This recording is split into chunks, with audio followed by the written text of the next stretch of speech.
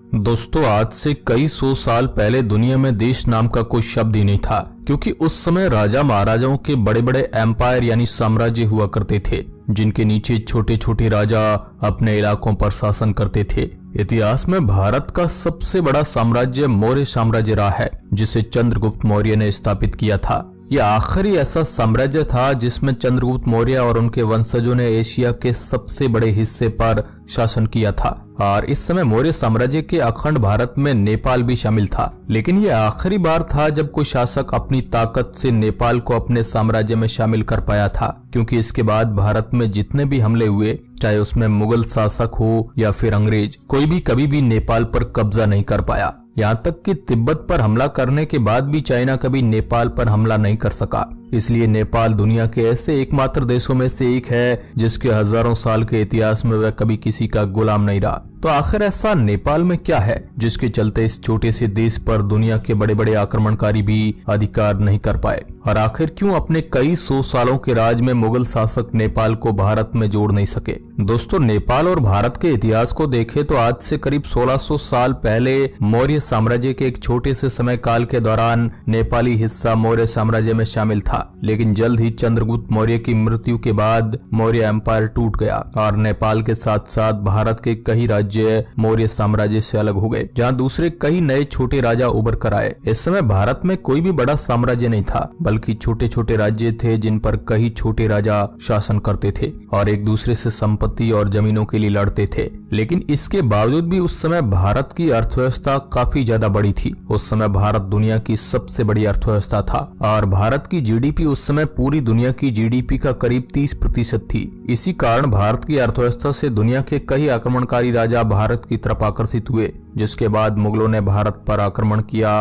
और इस तरह 1526 में पानीपत की विजय के बाद बाबर ने भारत के बड़े इलाके पर मुगल एम्पायर की शुरुआत की, जो मौर्य एम्पायर के बाद भारत का दूसरा सबसे बड़ा साम्राज्य बनकर उभरा। लेकिन इसके बावजूद मुगल साम्राज्य के शासक कभी भी नेपाल को मुगल साम्राज्य में शामिल नहीं कर पाए। ऐसा नहीं था कि मुगल राजाओं ने नेपाल को मुगल साम्राज्य में शामिल करने की कोशिश नहीं की, बल्कि उन्होंने कई बार नेपाल पर आक्रमण किए और नेपाल की राजधानी को लूटा, लेकिन वे नेपाल पर कब्जा करने में कामयाब नहीं हो पाए। मुगलों द्वारा नेपाल पर किए गए दो बड़े आक्रमणों के बारे में हमें इतिहास में देखने को मिलता है। विदेशी ताकतों द्वारा नेपाल पर कब्जा करने की गई नाकाम कोशिशें। नेपाल पर पहला आक्रमण 12वीं और 13वीं शताब्दी के बीच शमशुद्दीन इलियास शाह नाम के एक इस्लामिक आक्रमणकारी द्वारा किया गया, जिसने एक बहुत बड़ी सेना के साथ नेपाल पर आक्रमण करने की कोशिश की। इस सेना का सामना नेपाल के सैनिकों की एक छोटी सी टुकड़ी, जिसे गोरखी सेना के नाम से जाना जाता था, उसके साथ हुआ। गोरखी सेना को नेपाली पहाड़ों की काफी अच्छी जानकारी थी,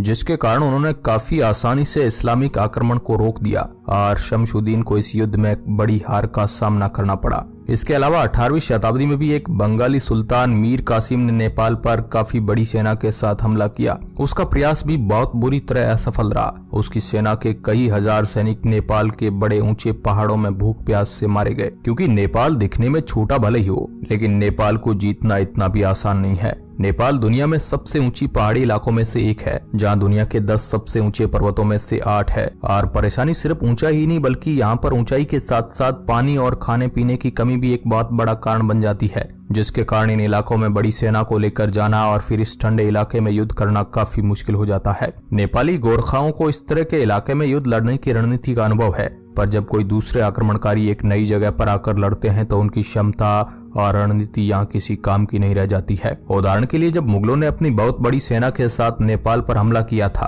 तो उनकी सेना की सबसे बड़ी ढाल माने जाने वाले घोड़े और हाथी नेपाल की ऊंची ऊंची पहाड़ियों को पार ही नहीं कर पाए और बड़ी संख्या में मुगलों के हाथी और घोड़े इन पहाड़ियों में ही अपना दम तोड़ दिया। इसके अलावा यहाँ पर इंसान का भी बच पाना काफी मुश्किल है। इसलिए जब भी मुगलों ने नेपाल पर आक्रमण करने की कोशिश की, तो उनके सैनिकों की भी बड़े पैमाने पर इन पहाड़ियों में मौत हुई, जिसके बाद मुगल समझ चुके थे कि नेपाल पर आक्रमण करना एक सही रणनीति नहीं है, जिसके बाद उन्होंने नेपाल को उनकी स्वतंत्रता के साथ छोड़ दिया। इसके अलावा नेपाल को अपने अधिकार में लेने का भी मुगलों को कोई ज्यादा फायदेमंद नहीं दिखा, क्योंकि नेपाल पहले से ही मुगल शासकों की हमेशा सहायता करता रहता था और मुगल साम्राज्य और तिब्बत के बीच एक अच्छा व्यापारिक रास्ता देता था। जिसके कारण अगर मुगल नेपाल पर कब्जा भी कर लेते तो तिब्बत से उनके रिश्ते खराब हो सकते थे और उस समय मुगल व्यापार में इतना बड़ा नुकसान नहीं देख सकते थे। वैसे आप सोच रहे होंगे कि शायद नेपाल गरीब था, इसलिए मुगल शासकों ने उस पर कब्जा करने की ज्यादा कोशिश नहीं की। पर आपको बता दूं कि नेपाल कोई गरीब देश नहीं था, बल्कि लंबे समय से ही नेपाल भारत, तिब्बत और चाइना के बीच व्यापार का केंद्र रहा है,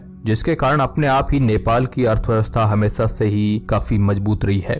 पर नेपाल से ज्यादा समृद्ध भारत था और नेपाल पर हमला करके उसे जीतने में जितना ज्यादा नुकसान मुगलों को झेलना पड़ता, उसकी तुलना में उन्हें नेपाल से उतना फायदा कभी नहीं मिल सकता था, क्योंकि उस समय नेपाली लोग काफी उग्र हुआ करते थे और मुगल शासक ये भी जानते थे कि अगर उन्होंने नेपाल पर कब्जा भी कर लिया तो ये लोग विद्रोह कर सकते हैं और मुगल साम्राज्य को काफी हानि पहुंचा सकते हैं। ऐसे में अगर दिल्ली से इनको रोकने के लिए नेपाल तक सेना भी बुलाई जाए तो यहाँ तक सेना को लाकर सैन्य कार्रवाई करने में भी काफी ज्यादा खर्च होगा, तो आर्थिक दृष्टि से भी बिल्कुल भी सही नहीं था। इसके अलावा उस समय नेपाल के प्रदर्शन पूरे भारत में फैल सकते थे और इससे भारत में मुगल शासन की नींव कमजोर हो सकती थी। यानी नेपाल पर आक्रमण कर उस पर कब्जा करना मुगल खजाने और उनके साम्राज्य का अस्तित्व मिटा सकता था, इसलिए वह इस तरह की परेशानी से दूर रहना चाहते थे। इसलिए मुगल शासकों ने यह फैसला किया कि नेपाल पर कब्जा करने से ज्यादा अच्छा उनके साथ दोस्ती करना होगा और ऐसा ही बाद में मुगलों ने किया भी, जिसके बाद मुगलों और नेपाली लोगों के बीच अच्छे रिश्ते स्थापित किए गए, जिसके चलते तिब्बत और भारत के बीच काफी बड़े पैमाने पर व्यापार किया जाने लगा। उससे भारत की अर्थव्यवस्था को भी काफी एक अच्छा बूस्ट मिला